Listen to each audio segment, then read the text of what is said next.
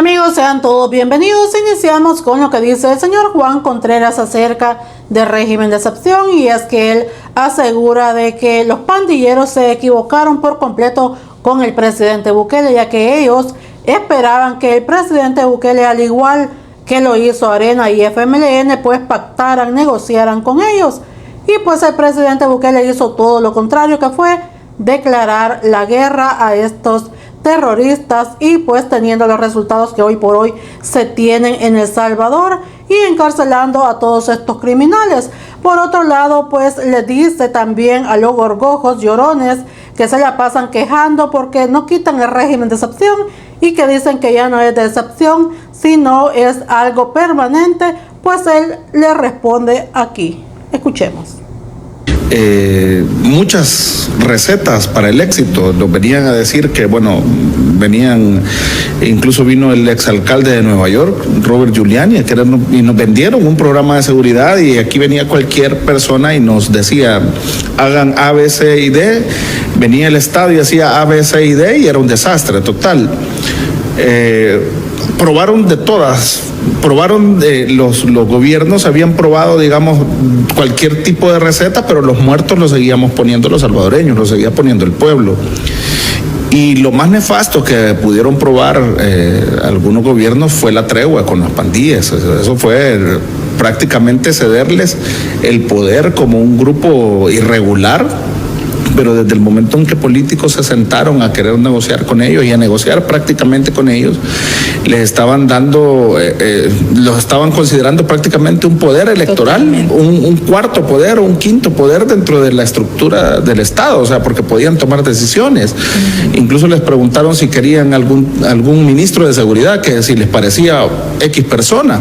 Entonces, desde ese momento, dentro de todas las fórmulas que se habían probado para resolver el problema, la más nefasta de todas fue probar la tregua con las pandillas, porque les dieron prácticamente las herramientas para que ellos se sintieran con el peso electoral, político electoral, para poder aterrorizar y atemorizar a la población salvadoreña, porque ellos manejaban el muertómetro según querían exigirle al gobierno de turno.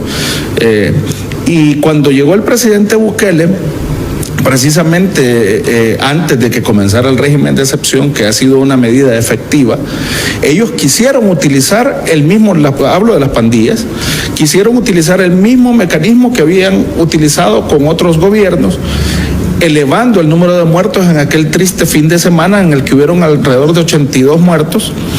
Y entonces ellos esperaban que el gobierno del presidente Bukele se sentara con ellos a negociar, como habían hecho ellos con los partidos que nos gobernaron anteriormente.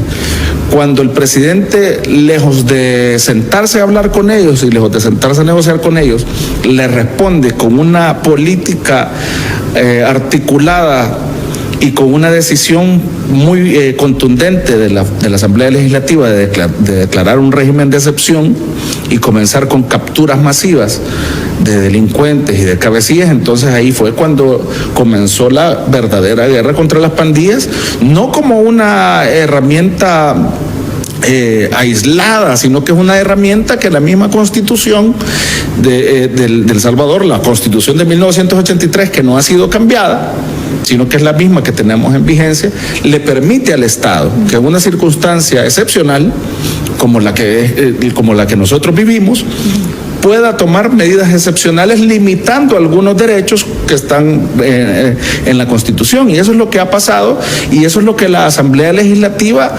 cada 30 días está renovando, porque algunos dicen, mire, pero entonces debería ser un régimen permanente, o ya se volvió permanente porque llevan 30 prórrogas, o porque siguen prorrogando. Pero es que la situación excepcional, y eso es lo que no entienden muchos, la situación excepcional no es que hubiesen esos 82 muertos el fin de semana. La situación excepcional es que aquí habían dos grupos terroristas, dos grandes pandillas terroristas que estaban atormentando y aterrorizando y matando a la población salvadoreña. Esa es la situación excepcional, no los 82 muertos que hubieron ese fin de semana. Y esa situación excepcional se mantiene, porque el presidente dice que todavía hay alrededor de 8.000, 9.000 sujetos que pertenecen a las pandillas y de hecho antier o ayer capturaron a uno que tenía grado de homeboy y así van, o sea, esas estructuras era como un cáncer que ya había permeado las células de la sociedad y se podían esconder y se pueden esconder. Y los cercos han funcionado mucho para esas capturas. Es correcto, es parte de los cercos militares que han habido y policiales que han habido en algunas zonas del país. Eso es lo que lograban, era parte del plan control territorial, la fase de extracción, llegar a los lugares donde se escondían y pudimos ver nosotros que se escondían en pilas, se escondían entre los muros.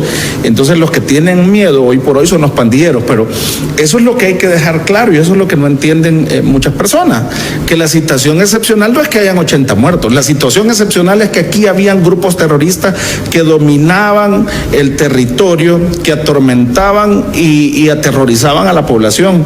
Y entonces la situación excepcional va a terminar cuando estos dos grupos terroristas, cuando estas pandillas sean eliminadas y sean encarceladas. Hasta entonces vamos a poder hablar que la situación excepcional que El Salvador vivía y que si nosotros la comparábamos, tal vez no con Honduras y Guatemala, porque ese tipo de las pandillas mutaron y de hecho tienen fuerte presencia en Honduras y Guatemala, incluso en México, que han logrado coexistir con carteles de narcotráfico. Entonces son un tipo de delincuencia bastante complicada, pero si nosotros lo podemos comparar, digamos, con las pandillas que hay en Ecuador, son otro tipo de pandillas. Las pandillas que tiene Haití, que son sumamente violentas, pero también son otro tipo de pandillas.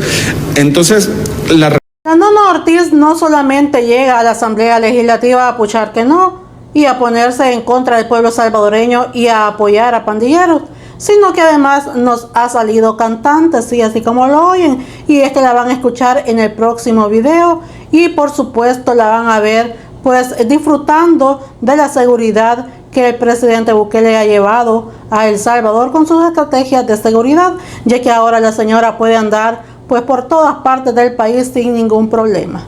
Veamos el video.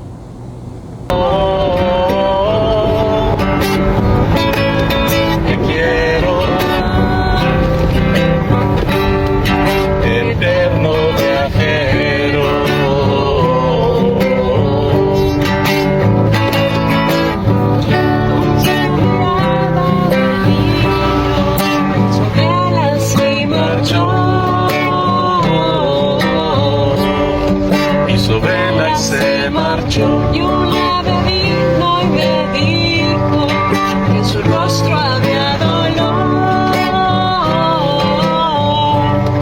que en su rostro había dolor. Es noche y duerme cansado, otro día terminó, otro día terminó. Tal vez mañana a su lado, pescador.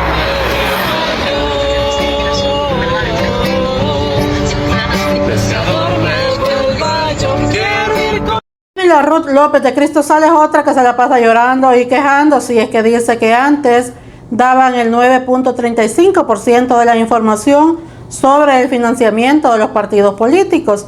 Asegura que el Tribunal Supremo Electoral tiene una deuda pendiente sobre este tema. Escuchemos. Eso tenemos por un lado ese primer dato. Otro dato que también salió de ese análisis, de ese estudio, es que solo el 9.35% de la información se daba sobre el financiamiento de los partidos políticos.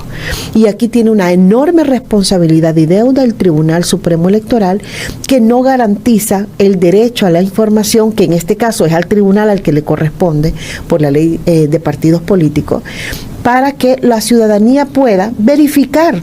El que nada debe, nada teme, dice, ¿verdad? Entonces, para que la ciudadanía pueda verificar si los mismos donantes de los partidos son los que están resultando beneficiados con la contratación pública. Es algo muy sencillo de hacer, pero que además podría evidenciar si hay prácticas clientelares de corrupción.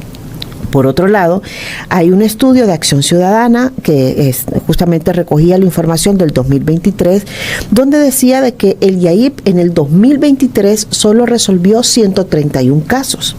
Pero de esos 131 casos, solo 10 fueron a favor de la ciudadanía. Entonces ahí tenemos ya un estudio de Cristosal, un estudio de Acción Ciudadana. Bueno, recientemente Acción Ciudadana también publicó otro estudio donde exponía que solo el 26% de la información oficiosa sobre los proyectos estaba disponible. Esto contrasta precisamente y viene a ratificar ese 27% que ya Cristosal había identificado a inicios del año.